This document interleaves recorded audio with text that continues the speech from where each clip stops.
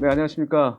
엘스마이TV의 강정원입니다. 자, 지난주 주식시장 점검과 차주 유망주 알아보는 월요일입니다. 자, 먼저 여러분들 구독과 좋아요, 알람 설정 꼭 해주시기 바라겠습니다. 자, 지난주 증시 볼까요? 코스피 증시 2860포인트에서 2857포인트. 결론적으로 장중에 한 주간 장중 2900선까지 육박했습니다만 2857포인트, 5.23포인트 하락을 했습니다. 코스닥은 2.8포인트 상승을 했는데요. 전반적으로 시장은 나쁘지 않은 모습이었다. 특히 이제 연간 순이익이 증가하는 모습을 보여주고 있는데, 선행 EPS가 가파르게 지금 상승하고 있는 모습을 보여주고 있습니다. 아주 중요한 핵심적인 부분입니다. 연간 순이익 증가치가 올해 87.5%, 그리고 2025년 24%, 내후년도에는 26%까지 상승을 했는데요. 특히 287포인트에서 EPS 기준 코스피 지수가 PR 10배 수준이기 때문에 지금 293포인트까지 EPS가 올라갔습니다. 그래서 그렇게 된다면 2900포인트 중반대까지는 시장이 상승할 가능성이 상당히 많은 그런 모습을 보여주고 있다. 그렇게 좀 말씀을 드리겠고요. 특히 이제 미국의 6월시가 호조세를 보였죠. 그거를 빌미로 해서 사실 미국 증시는 가장 큰 악재는 뭐겠습니까? 역시 빅테크 기업들의 주가 상승이 좀 가팔랐기 때문에 조정의 좀 빌미를 보여준 게 아닌가 그런 생각이 듭니다. 나스닥 급락이 나오면서 주식시장 전반의 약세 모습이라기보단 일단 순환매 양상을 좀 보여주지 않았나라는 생각을 해볼 수 있을 것 같습니다. 자, 그래서 이번 증시 한번 보도록 하겠습니다. 일단 연준 금리 인하 기대가 좀 강화되고 있는 모습이죠. 일단은 연준 위원들의 입장이 6월 CPI 발표 이후에 어떻게 변했는지 연준 위원들의 입장 변화가 좀 나올 것으로 보여지고요. 그 다음에 2분기의 기업 실적 호전에 대한 기대감은 계속 높아지고 있는 상황입니다. 다만 지금 빅테크 시장에 쏠린 피로도가 지금 나타나고 있는 상황이기 때문에 경기 침체 논란도 좀 있고요. 조정 국면을 좀 염두하고 대응할 필요성이 있을 것 같습니다. 그래서 이번 주 한 주간 동안은 지지선을 21선이 2.8포인트를 지지하는지 여부가 좀 중요할 것 같습니다. 그래서 전반적인 업종 순환매 구도가 좀 나타나지 않을까 이런 생각이 드는데요. 잠시 후에 업종별 매매 현황을 좀 살펴보겠습니다만 이번 주에 좀 주목을 해야 될 부분들은 그동안 소외됐던 업종들, 2차전지라든가 인터넷 업종들, 이런 소외 업종에 대한 관심을 가질 필요성이 있지 않을까 그런 생각이 듭니다. 자, 지난주 업종별 매매 동향을 볼까요? 외국인들 코스피에서는 제조업과 대형주, 전기전자 업종, 삼성전자를 필두로 한 종목들 매수가 많이 들어왔고요. 기관 쪽에선 서비스 업종이 매수가 많이 들어왔습니다. 자세한 종목은 잠시 후에 종목을 좀 살펴보겠는데 철강, 금속, 기타 서비스 업종에 대한 매수가 좀 많이 들어왔다라는 측면이 있는데 아무래도 좀 그동안 소외된 업종이 아닌가 그런 생각이 드는데요. 종목을 잠시 후에 보겠고요. 코스닥도 외국인 기관, 제조업종 많이 매수를 했고요. 전기전자 업종 순으로 매수를 하는 그런 모습을 보였습니다. 기관 쪽은 지난주 코스닥은 그렇게 뚜렷한 매수 업종이 눈에 띄지는 않네요. 종목별로 한번 볼까요? 코스피 종목별로 한번 보겠습니다. 코스피 삼성전자와 외국인들 기준으로 봤을 때 삼성전자에 대한 매수세가 좀 유입되는 모습을 보여줬고요. 기관 같은 경우에는 삼성전자, 현대차, 기아 최근에 신고가 갱신 종목들에 대한 차익 매물이 나오는 그런 모습을 좀 보여주고 있습니다. 밸류업의 대표 종목이지요. KB금융도 매도세가 나오는 모습이고요. 매수 기조를 보였던 LG전자도 최근 단기 상승이 크진 않았습니다만 저도 유망 종목으로 언급을 드렸는데 매도가 좀 나왔네요. 하지만 외국인들은 반대로 매수가 유입되는 그런 모습을 좀 보여줬습니다. 이 부분 좀 참고를 할 필요성이 있을 것 같고요. 지금 외국인들 매수세도 보게 되면 두산 에너빌리티, LG전자, 하나에어로스페이스가 매수가 들어왔고요. 기관 쪽에서 에코프로 머티리얼즈와 포스코 퓨처엠, 2차전지 전구체 업체하고 양극재 업체의 매수세가 유입되는 모습을 좀 보여주고 있습니다. LG에너지솔루션 같은 2차전지 셀 업체도 매수 상위에 랭크가 되어 있는데요. 그동안 좀 주가가 좀 많이 빠졌기 때문에 소외 업종에 대한 순환매가 아닌가 이런 생각을 좀 해볼 수 있을 것 같습니다. 자, 그리고 넷마블, 기관 매수 상위 종목이네요. 넷마블도 상위 랭크했는데 게임인데요.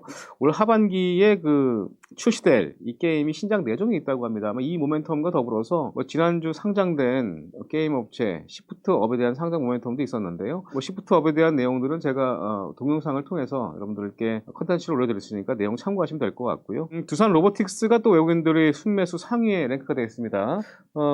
두산 지배구조 개편에 따라서 두산 로보틱스가 두산 밥캣 알짜 기업이죠.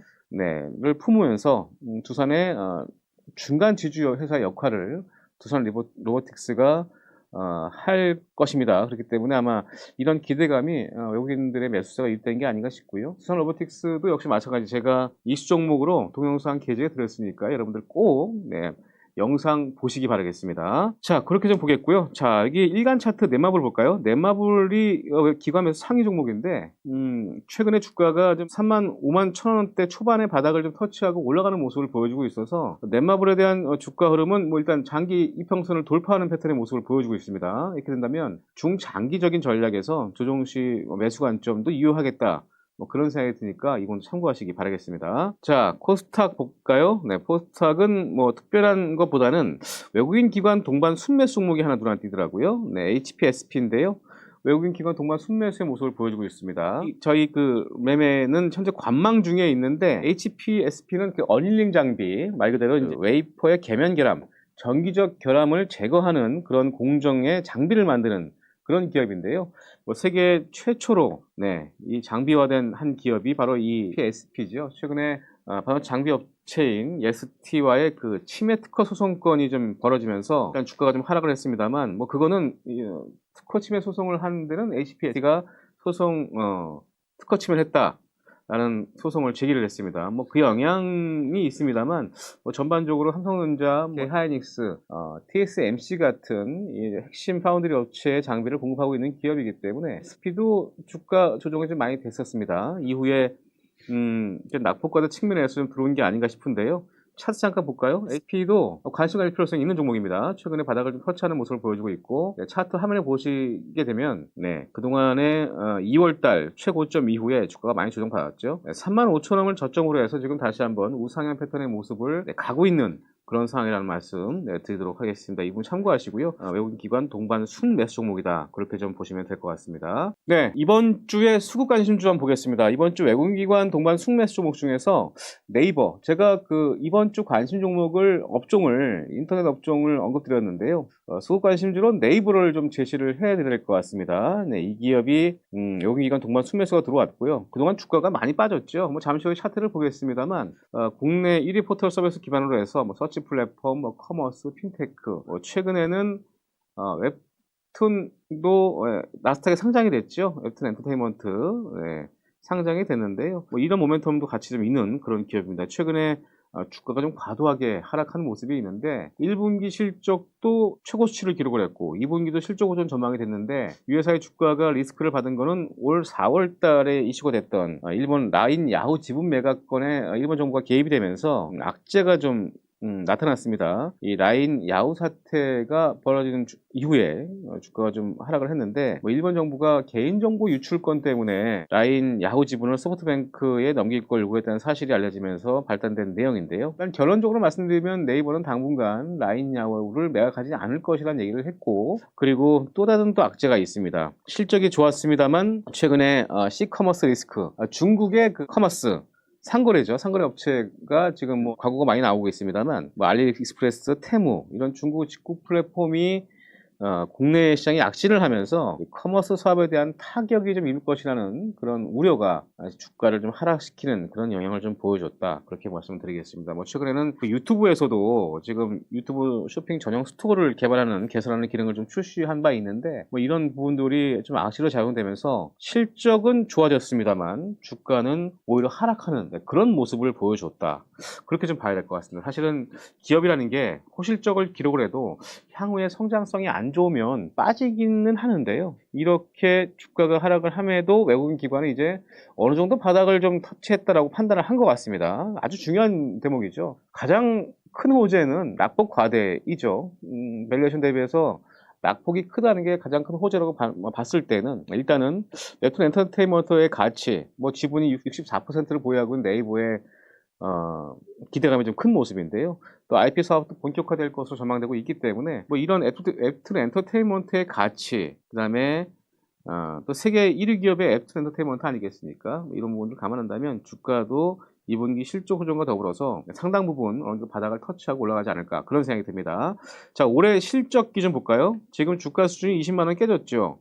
17만 원대입니다. 17만 원대인데 올해 영업이익은 전년 대비해서 약 30% 가까이 증가할 것으로 기대가 되고 있고, 2025년도는 마찬가지입니다. 그리고 EPS도 지금 8,656원. 지금 PR 20배가 안 되는 수준이라면 지금 네이버는 상당히 저평가다, 그렇게 좀 봐야 될 것 같습니다. 보통 3년 평균 PER 30배가 넘었는데 이 정도 주가 수준이라면 충분히 외국인 기관이 들어올 만한 그런 돈이 되고 있다, 그렇게 봐야 될 것 같습니다. 시장 컨센서스와 현재가를 보게 되면 현재가는 17만 4,800원, 시장 컨센서스는 7월 기준 24만 5천 원을 제시하고 있습니다. 상당히 좀 저평가 수준인데요. 최근 지난주에 매수했던 연기금은 제가 항상 말씀드렸죠. 중장기 전략으로 매수가 들어온다라는 말씀드린 바 있잖아요.